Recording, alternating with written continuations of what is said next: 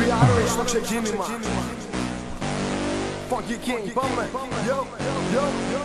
Και ήρθε η ώρα να χώσω για τον Ήβο.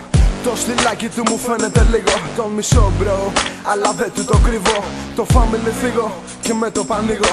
Λοιπόν, αντί για φαρδιά φοράς αλσιόν και ξεβάφεις τα νύχια σου κάθε βράδυ μασετών. Είμαι στην παρέα των μεγάλων αστεριών. Εγώ είμαι εδώ, μα εσύ είσαι απόν.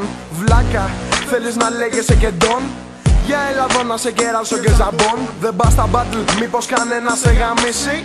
Ο βλάκας που πάει και χώνει με τη βύση. Μουσική σου φίλε, παίζει σε όλα τα μπουρδέλα.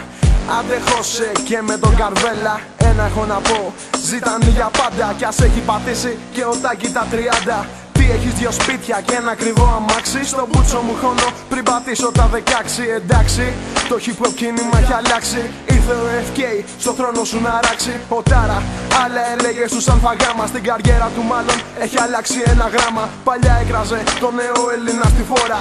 Άλλα λέγε τότε και άλλα λέει τώρα. Έχετε το σεβασμό, τη ρήμα και το χρήμα. Δύναμη να με πατήσετε και θα είναι κρίμα. Ήρθα όμως εγώ να σταχώσω στη μάπα χήμα. Στο τέλος της καριέρας σου κάνω το πρώτο βήμα. Έχετε το σεβασμό, τη ρήμα και το χρήμα. Δύναμη να με πατήσετε και θα είναι κρίμα.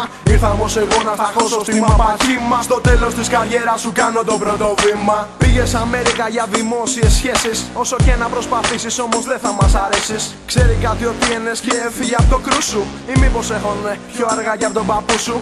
Όλοι θέλουνε να μπουν στους going through.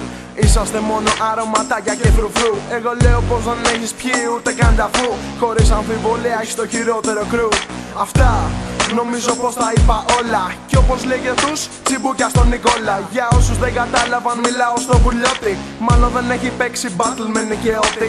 Yo, αφιερωμένο στον Ήβο. Γιατί είμαι ο μόνος που το στόμα μου ανοίγω. Κάνε και καμιά συνεργασία με το Φίβο. Σου κάνω τη χάρη, το στόμα σου κλείνω.